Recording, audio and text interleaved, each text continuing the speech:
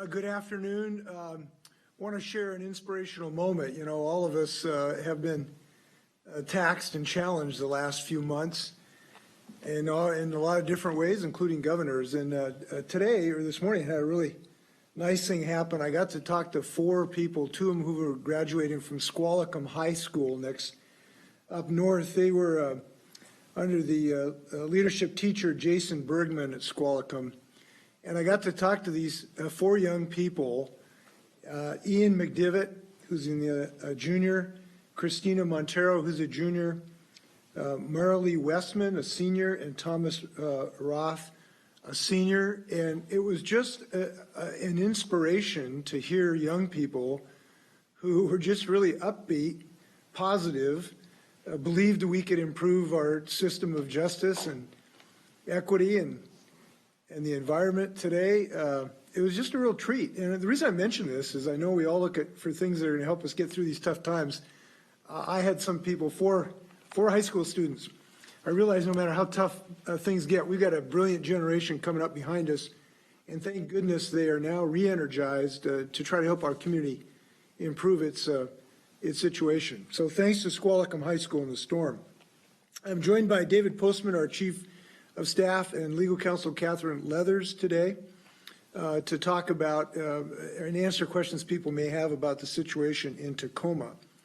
A few hours ago, I announced a new investigation into the death of Manuel Ellis in Tacoma. As you know, the Pierce County Sheriff's Office has been conducting an investigation of his death for some time.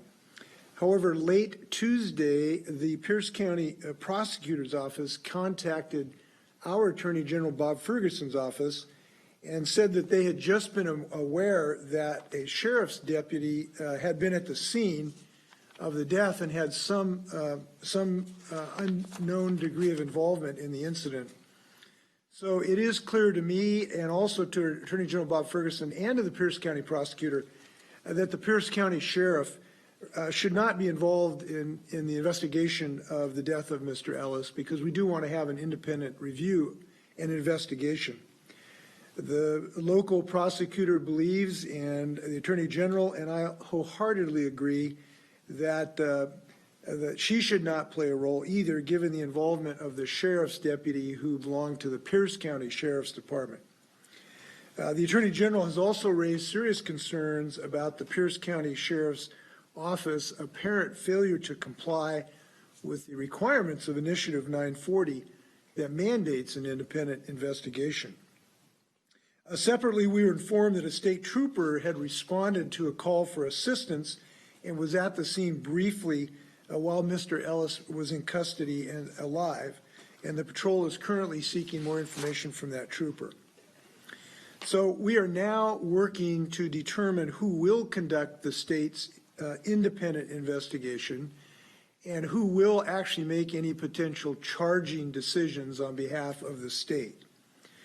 So while we're doing that work to clarify that, I want to emphasize that both the eventual investigation and any prosecutorial decisions will be completely independent from any conflict of interest. We are committed to that, and we intend to fulfill that commitment.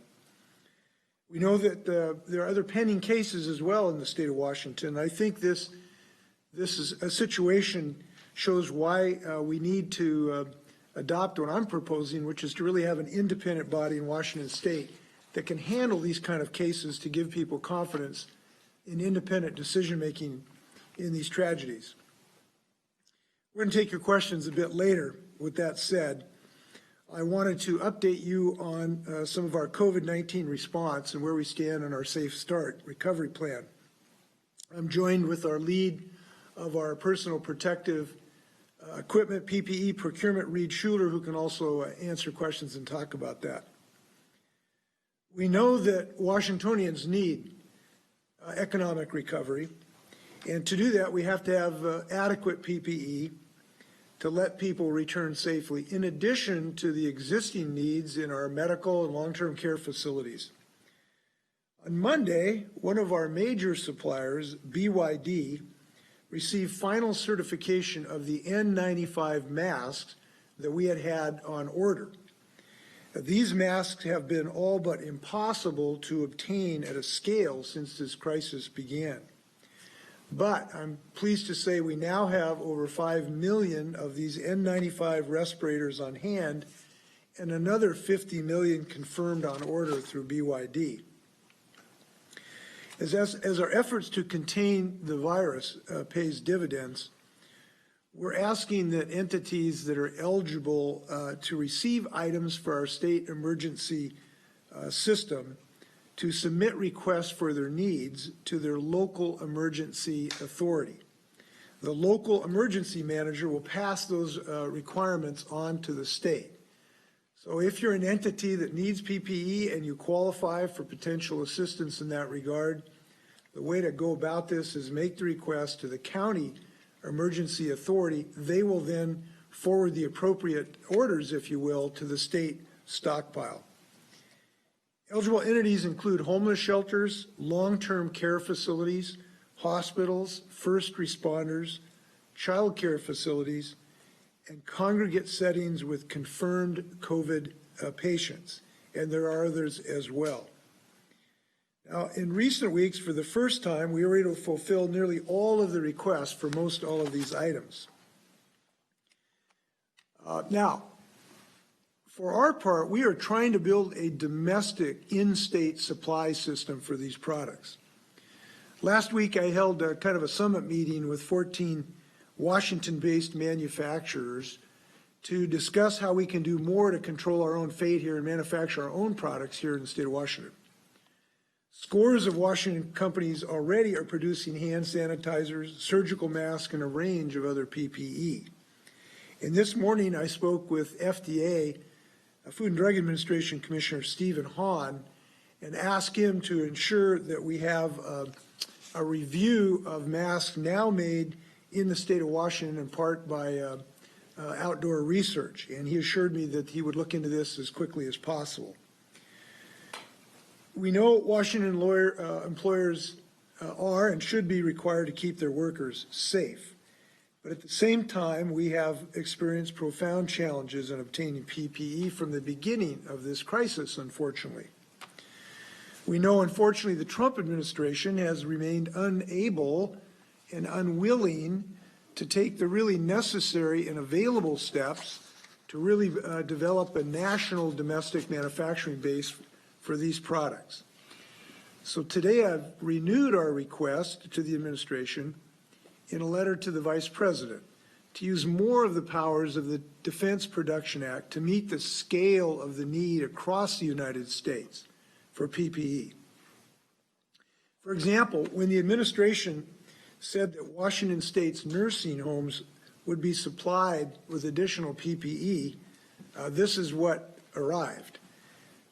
Unusable medical gowns sometimes without armholes in the tens of thousands. Meanwhile, with none of the authority of the federal government has to compel commercial product, we don't have that authority as a governor, only the president has that. And as a result, the states have had to continue to compete against one another for this PPE. To give you an example of how important this issue is, we've received nearly 4 million items of PPE from the federal stockpile before it was emptied. But we've already received 20 times that amount, nearly 80 million items from our own purchases through our state efforts, with another 200 million items of PPE purchased and waiting for delivery. So in my letter to the Vice President today, we're also asking the administration to do the following. We needed to develop a comprehensive assessment of protection needs by industry and work with Congress to support a resilient national stockpile to meet that industrial base, not just medical, but industrial as well. We needed to provide more detailed and protective federal guidance for workers across all categories. We needed to assist employers on safely reconfiguring their businesses to operate in the era of COVID-19. And perhaps most obviously important, we needed to replenish and expand the federal stockpile to prepare adequately for a future COVID-19 surge and other potential pandemic outbreaks. Now, these challenges we face are significant, but they're not insurmountable. Our state and this nation can rise to this moment and its obligation to protect our people. But I want to reiterate, we're proud of our state. We tend to argue it's the best state, but we need the federal government to exercise its authority, which is unique in our system of democracy, to really protect our people and our employees. So we need to build a stockpile nationally. We need to have that access to that stockpile, and we need that to be quick. I'd like to talk about an initiative we're starting that I think is really important in our ability to continue to restart our state. I'm pleased to talk about a nonprofit effort in our state that's being unveiled today. This is the Wear a Mask Washington initiative, Wear a Mask Washington initiative. You know, we know it's clear now that wearing a facial covering is one of the easiest and most effective things we can do to protect people, our loved ones, our neighbors, our coworkers, our fellow shoppers from this deadly virus. And that means the more we all wear masks in public, the more we can protect the health of our neighbors. And the faster we can open our businesses. And I think that's something sometimes it's not obvious. The more we all do individually, the faster we can open up our entire economy to get this behind us.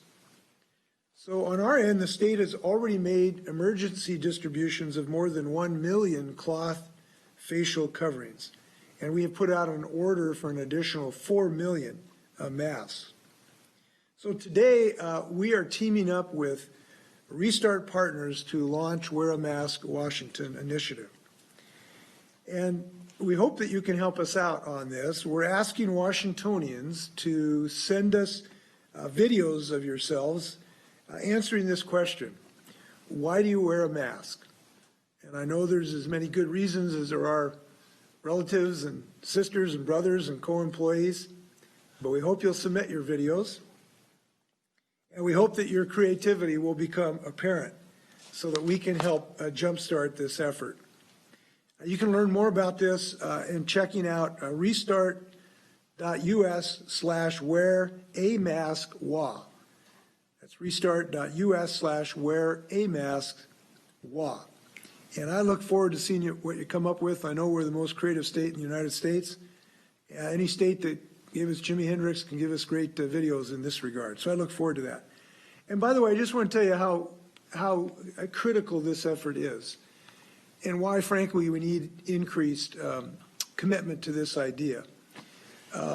We have a lot of people by the millions using masks today in the state of Washington, but it is not entirely uniform.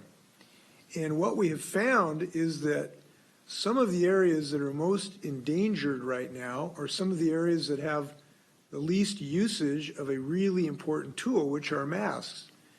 I think about Yakima County, where I raised my 3 sons, is an area that has a horrendous outbreak now with maybe 20 times the infection rate that we need so that we can restart our economy.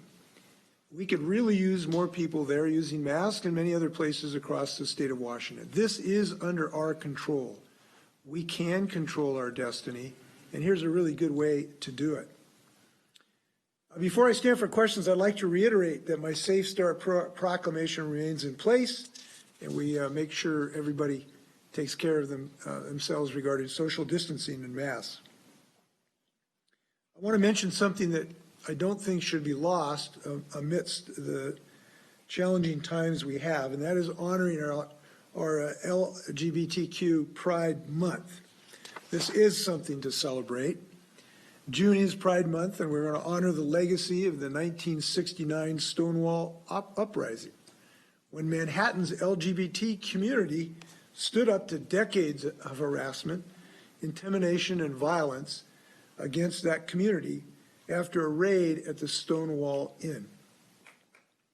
It's a legacy that is especially poignant now because this is a community that stood up to injustice, and we have made strides because of the courage shown over the decades by people who are willing to speak up and stand up and march for justice. This year, we especially want to honor the many Black Americans and LGBTQ people of color who have been central to this struggle. The community has accomplished much in the last 50 years in equality and fighting for justice, but we know that there's more work to be done when it comes to justice for all communities. So we'll be raising the pride flag on the Capitol flagpole Friday, and I hope people honor both the flag and the spirit of that continuing effort. It's a great part of our state. So with that, I'd be happy to stand for questions, and you can ask questions of the other group that's with us too.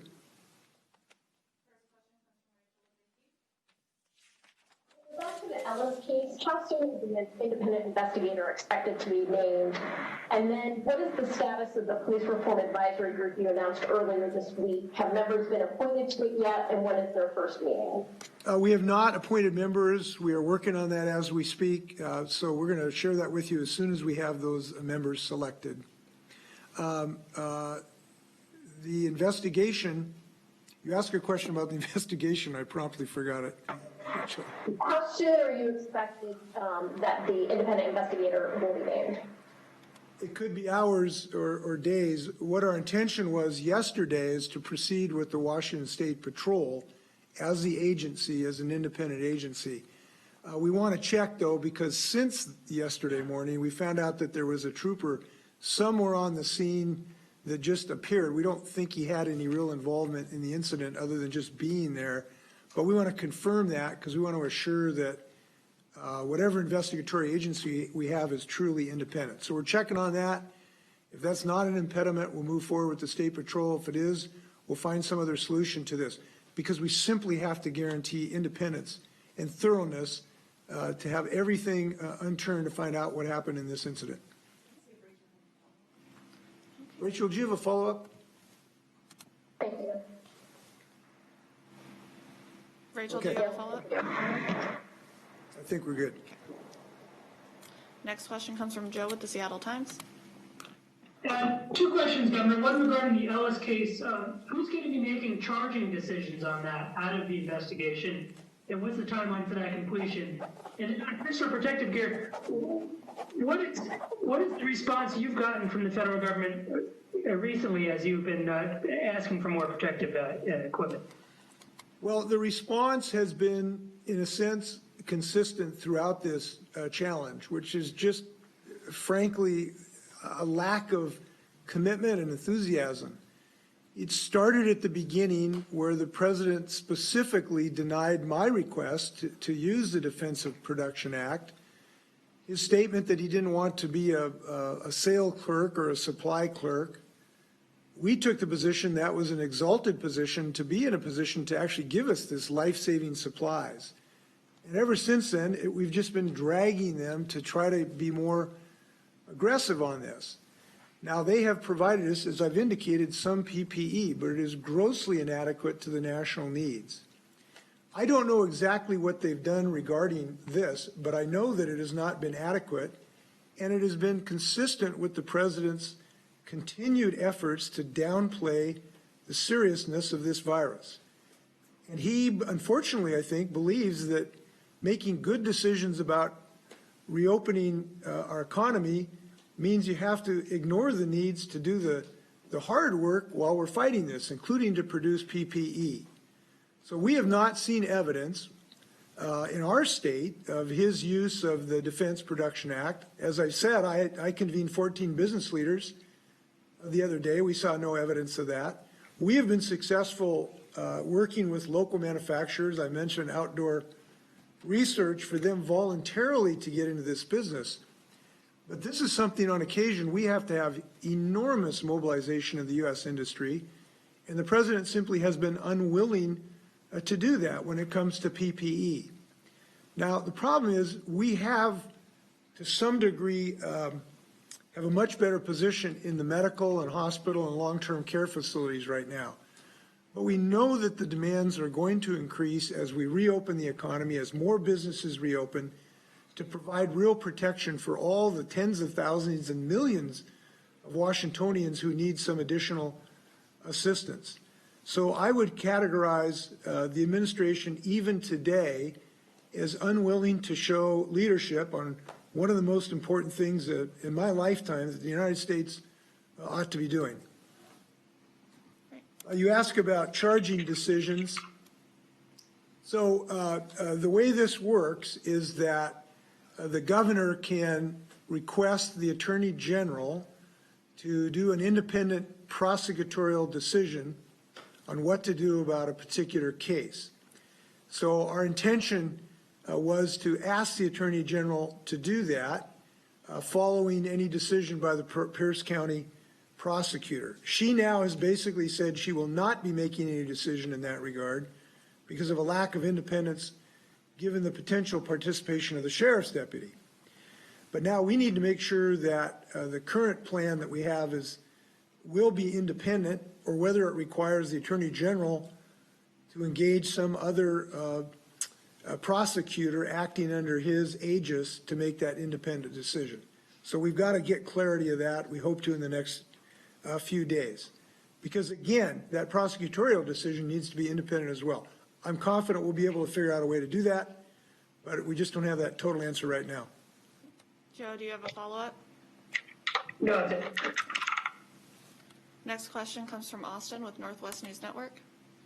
Hi, Governor. I was just interested in two things. Your response to news today that the effort to place a repeal measure on the November ballot to repeal the mandatory sex ed bill seems to have collected enough signatures, or they're saying they have, to make it on the ballot. And also, what is your latest thinking about the pay raises the state employee pay raises set to take effect in July 1? What options are you weighing or considering? Well, I haven't given great thought to that. As you know, these are decisions that are not within the legislator's ability to influence or the governor's ability to influence, because this was a decision by the voters in an initiative. And it's very problematic because many legislators don't feel this is the right moment for a pay raise, but that's a decision this other independent group of citizens has made.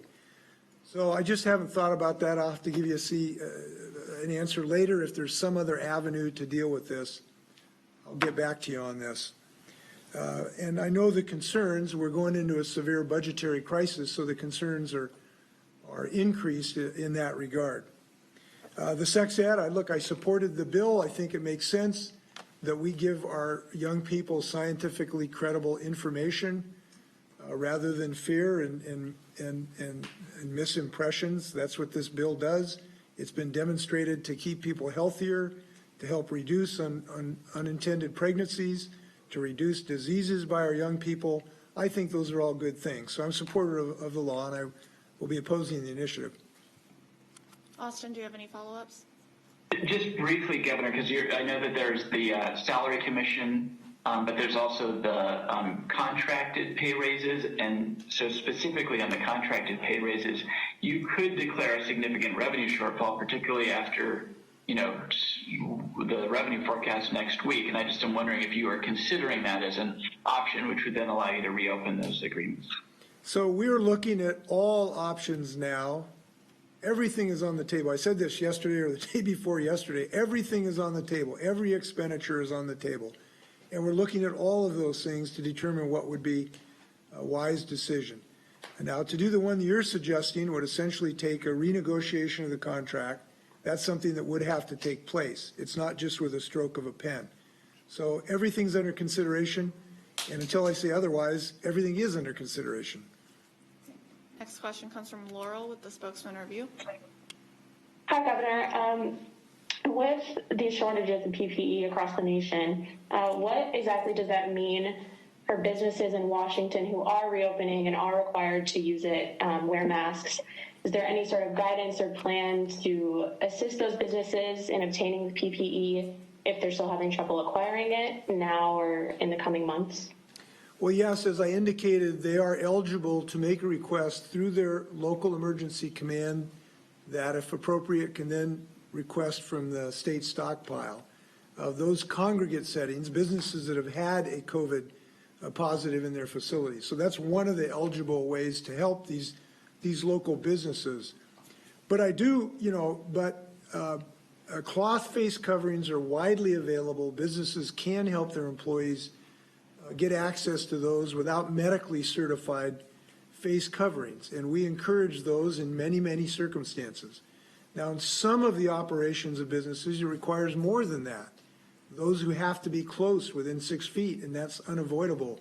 Sometimes I believe N95 are required. Those are a little higher end level, more expensive. But we know that if an N95 is not required, if a facial covering itself is required, businesses have wide ability to obtain that because basically it means a piece of cloth, and that should be widely available. Governor Reed would like to add as well. Yeah, Reed. So to just briefly add to that, Governor, and to the question, we are looking at whether there are opportunities for the state to extend the power of the state as a large-scale purchaser of some of these goods to help cover a broader umbrella of businesses, because we do know that in between the not very challenging to obtain items like cloth facial coverings and the very difficult to obtain items like N95 respirators that are being reserved for health workers, there is a gray zone of goods that can be expensive, challenging to understand the certification of, but for which some higher risk workers need to have. And so we're considering a variety of options for ways that the state might be able to, again, use that broader purchasing power without necessarily becoming financially responsible for a broader set of businesses to help expand access. So that's a conversation that is well underway, and we're continuing to engage with businesses on questions about how we can do that. Great. Laura, would you like to ask a follow-up? No, okay, thank you. Great. Next, we go to Essex with Cairo. Yes, Governor, on the Ellis investigation, are you willing to extend this same model to other investigations that might come up? Unfortunately, there could be a person who dies at the hands of police at any time. Would you now use this same investigation model should that come up in the near future? And if not the State Patrol doing the investigation, then who? Well, in answer, could we use this model? Certainly, where there are other circumstances. The concern in this case was that the city of Tacoma police personnel were involved, and people did not have confidence that it was truly independent to have the sheriff's department from the immediate county do the investigation. That was the concern. I think those concerns could continue in other incidences, so you'd have to find a different geographical prosecutor or investigator to do that kind of work. Now, so yes, that could be done. And again, this whole incident, I think, buttresses what I said a couple days ago, which we really need an independent, state-based investigatory system of police misconduct. Because I'm afraid that as long as we just depend on geographically close police departments, they will not have the confidence of the public as being truly independent. Now, Initiative 940 helped in this regard because it did require an independent investigation. But that independence was, in a sense, not defined, and obviously we have not been able to achieve that. And so having a state system of investigation, I believe, is necessary. And we will be working with the community, certainly the black community and other communities of color and law enforcement as well, to figure out what that state-based investigatory unit should look like. Could it be a division of the State Patrol? Should it be a standalone agency? Should it be part of the Attorney General's office? Those are questions we'll be listening to people's ideas to make sure we make the right decision. And I'm going to heartily urge the legislators that this is an investment that is well worth it to get people's confidence in this situation. Your question about, you asked who could do, did you ask about the Attorney General? I can't read my notes here, Essex. What was your other question?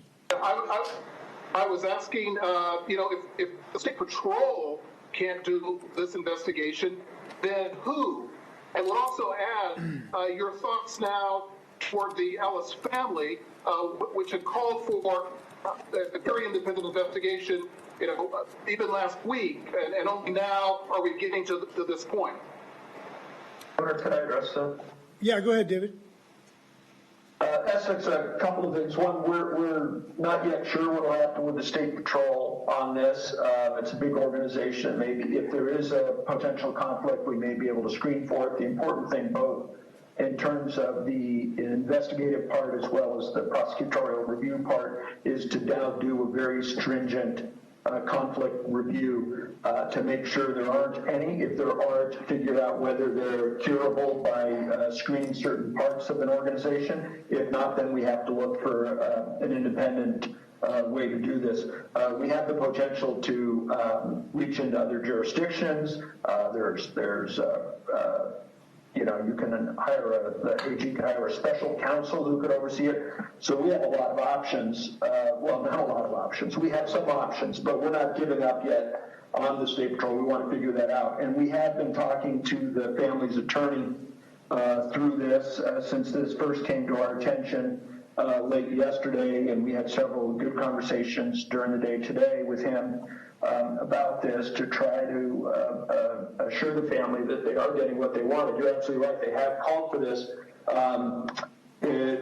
I had a long conversation over an hour with members of the Tacoma Action Collective on the front steps of the Ledge building the other day, and they reached Mr. Ellis's sister on the phone. We spoke a little bit, and their attorney, Mr. Bible, and we talked about a lot of this. At that time, none of us, though, knew of the sheriff's deputy's involvement.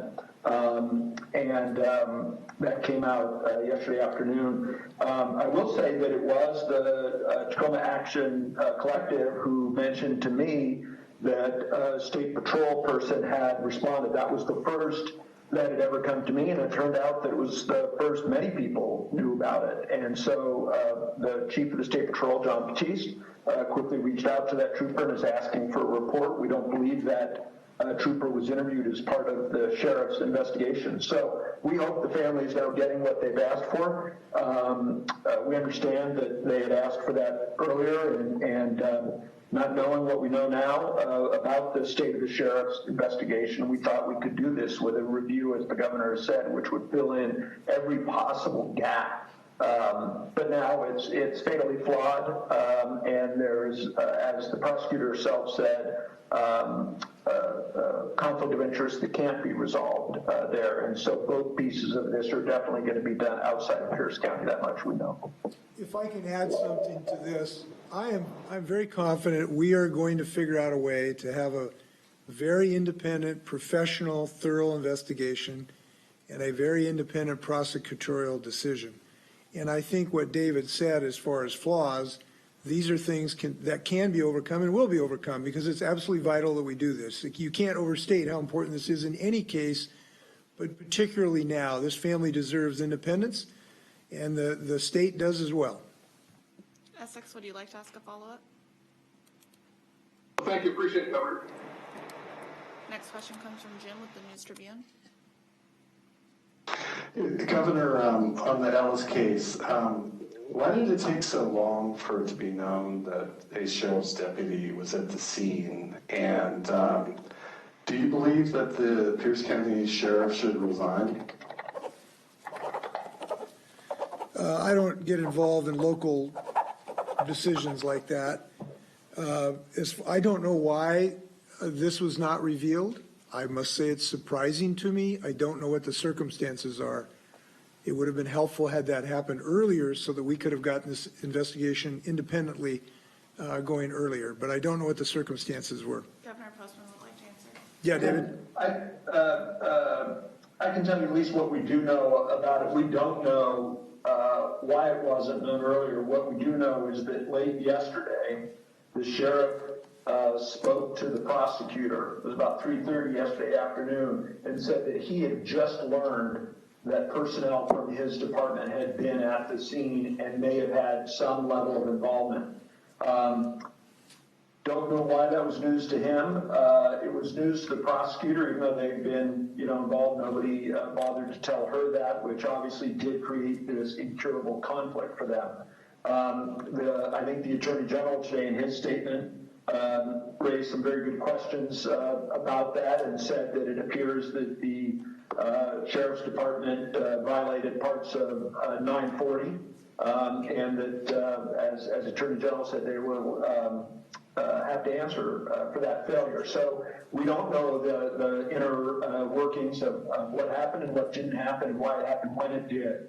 And what we're going to focus on now is making sure the independent investigation happens as quickly as possible. There is a delay here, which I think is a great burden. But we hope to be able to find out more about what happened internally as well. And to the earlier question, there are other cases. There already are other cases pending. And we are going to have to look at what mechanisms we can use. Great. Jim, would you like to ask a follow-up? It's just a question about the patrol. Mr. Postman, you mentioned when you found out that a trooper was present. I guess the question is, why didn't the patrol inform the governor earlier about that? The chief didn't know either, so we don't know that. But like I said, he is following up and asking the trooper to prepare a report on the details. Well, what I've been told about this, and I haven't spoken to the trooper directly, it was a very quick interaction. There was a radio call for any assistance nearby. 2 troopers began to respond. One of them arrived, was met by an officer on the scene who said, "We've got it under control," and he left. The other one, that radio call was canceled before he arrived. So we're really going to have the patrol leadership talk to that trooper to get all the details of that. We don't have that now. If I could But add, the chief did not know about it when I called him. and that's not surprising because the State Patrol has not been investigating this to date. So it's not surprising that that was not known to the chief. It is a little surprising why that was not apparently reported or discovered by the sheriff's investigation. And why that is seems to be surprising. And what you're witnessing is an effort by us to make this right. And it's not acceptable to us to have an investigation that is in any way flawed. So we're going to make it right.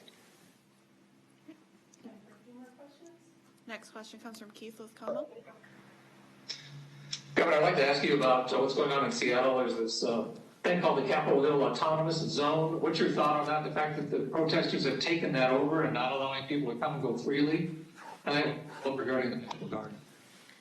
Well, that's news to me, so I'll have to reserve any comment about it. I have not heard anything about that from any credible source. Not that you're not credible. It's just like before I espouse an opinion, I should know of which I speak. Keith, you mentioned having a follow-up. Yeah, as far as the National Guard, how long are you going to keep them there? And if there is a takeover of a street in Seattle where they're barricading, keeping people out, the protesters are, would you want the government to be involved? That's a hypothetical. Look, we've got to have safety. I'm sure that people will find a way to have public safety everywhere in the state. I'm confident of that. The National Guard is demobilizing. Over 2/3 of them were demobilized of yesterday. I don't know if they're completely demobilized at this point or not, but if not, that'll be shortly, I believe. Governor Postman would like to add. Go ahead, David. I just would add that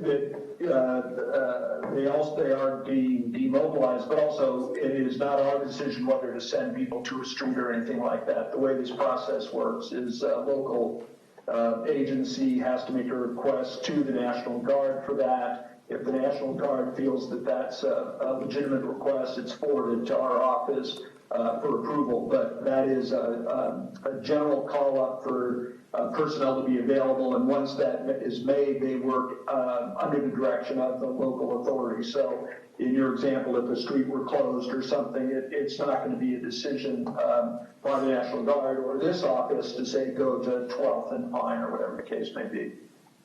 Great. Next question comes from Jerry with the Everett Herald.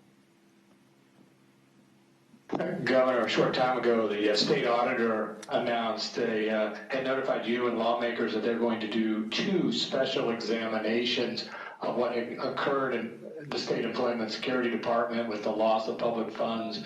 Wanted to get your thoughts on that. What questions do you hope they can answer, and your thoughts on this? Well, it sounds like a good idea to have an audit in these circumstances. I haven't looked at the official description of this, but we would welcome that to look for any issue that could help improve the situation. And that effort is very, very diligent right now. I'm pleased that I was told this morning there'll be tens of thousands of people who will have resolution of their claims by the end of this week, with more to follow. And the department is doing, and I believe Commissioner Levine will have more to say about this, a whole host of issues to try to simultaneously root out the crime that's happening nationally. As we know, we're not the only state. There's other states that have been attacked with millions of dollars of losses, while also try to accelerate resolution of these claims.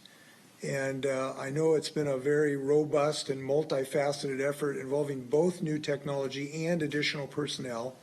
We talked today about hiring additional personnel to, again, try to accelerate payment. It is so terribly frustrating for people right now who have not received a resolution of their claims while they're out of work. And it's just maddening to them. And I really understand that. And it's maddening, I think it should be to all of us, that's been caused not only by the fact that the claims went up by a factor of 10 times. This has never happened in our state's history. The claims came in 10 times higher than this system was designed to accommodate. And at the same time, have this criminal conspiracy try to steal this money. And so now for the department to try to ferret out legitimate claims from illegitimate claims by the tens of thousands is absolutely infuriating. So if the audit can help us identify any additional work to be done, we'll look forward to that. Jerry, would you like to ask a follow-up? Sure. It looked like yesterday, I believe, you had a phone call with the Democratic leaders of the House and Senate. I wondered when the last time you had a substantive conversation with the Republican leaders of the House and Senate, and when did that occur? What did you guys talk about? Well, it's been weeks. I haven't had any recent discussions with them. I can't tell you the date. Somebody will try to get you the date. I'll try to get that to you. Next question comes from Hannah with Cairo Radio. Hi, Governor. A question about moving forward on this task force for police accountability. It took at least a couple of years to get I-940 passed, and even then it had to go to a public vote, wasn't immediately approved by the legislature. How can you create this task force when you do choose the members to ensure that you will get something out of it that can be tangible and get through the legislature and past the police unions? Well, we're gonna bring people to the table who want to help improve this situation, and hopefully they're going to come up with realistic decisions. And if you listen to people and ask about their legitimate concerns and ask people to act in good faith, good things can happen. We don't want to take so long as 940 took. And I have some confidence that this will happen much more quickly, because frankly, we've had a consciousness raising in our state, in our nation, like nothing I've ever seen before. To have the broad scale recognition that has increased so dramatically in the last several weeks about the multiple injustices that we have is unprecedented. And it is my hope that that new consciousness can incentivize legislators to take meaningful action. Now, when we do that, we've got to make sure we talk to everybody who has a voice in that. That includes law enforcement. You know, they want to have things that actually work to be able to arrest crime, and they ought to be involved in that discussion. So I guess what I'm saying is, looking at the demand and the thirst for justice and the outrage at what has happened, I believe there can be a center of gravity that can do some good things. I've announced several of them that I know we need to move forward with, and I know others will have ideas as well. Last question. Hannah, would you like to ask a follow-up? Just specifically as it regards to police unions, the independent investigations that you're describing that you'd like to see, that has been a particular stumbling block for them. Do you have any ideas of your own on how to get that past the police unions? Yes, we get the votes in the House and the Senate, and we listen to everybody and then pass meaningful way of developing an independent system. You may have a different read on this, but I actually don't believe that's the most challenging situation here. Look, we all ought to be looking at an independent review authority that is not tainted and has credibility and trust of virtually everyone. What we have found in the Tacoma as example is that large parts of the community, and certainly the family, has concerns about having a sheriff's department be considered wholly independent from a city police department in their own county. And the lack of that credibility stems from the fact that these police agencies do work closely together when they are so closely aligned. I don't think it's unfair or too much to ask to solve that kind of problem. And that's a solvable problem. We ought to be able to have a state agency of one nature or another to be able to do this. The legislature ought to be able to fund it, given the enormous desire for justice that we've demonstrated now in Washington State. So this is a solvable problem. I don't believe that this should be a serious concern by law enforcement or otherwise. They ought to want an independent examination too. I'm actually fairly confident about being able to move this ball. Final question comes from Bridget with the Wenatchee World. Hi, Governor. I have two questions. Chelan and Douglas counties have applied to move to phase 1.5. Do you know the status of that application? And also, do you think that the state and agriculture companies are doing enough to protect ag workers? If not, what more should be done? The Chelan, Douglas, those are under review. I know the health department is looking at them. I know that they're looking at, with interest at this. They would frankly like to see movement, but there are considerations that I believe they're looking at about whether we actually do have adequate protections for agricultural workers. Do we have adequate testing in those facilities where we have had outbreaks? There also needs to be confident that we have the full measures of protection we need, for instance, in using masks. Are people there using masks enough to give us confidence that if we do reopen stores, we're not going to see a large uptick in cases? So I think they're looking at those issues. I believe they'll be talking to some of the leadership in the next day or two about those issues. Bridget, would you like to ask a follow-up? My second question was, do you think that the state and agriculture companies are doing enough to protect ag workers? Well, we think there's almost always more that can be done. We know that there's been concern expressed about having adequate PPE. That's why we have been so intentional trying to increase our stock and supplies. I do believe that the rules that we have propounded strike the right balance to protect workers while still allowing the industries to continue, but they need to be followed. We do believe that we need more testing on a more regular basis of people, particularly in congregate settings in the agricultural industry. I talked today to our Department of Health experts to see whether that is something that can be considered, particularly in the counties that are so snake bitten right now. You look at, I mentioned Yakima, that has maybe 20 times as many infections that we're looking the target to allow to go to the next phase. We have to figure a way to reduce the transmission rate in the ag industry and in some other industries as well in Central Washington. So that's something we'll be talking to others in the next few days. We do believe more work needs to be done. Any final words, Governor? No, again, thank you very much, and please wash your hands.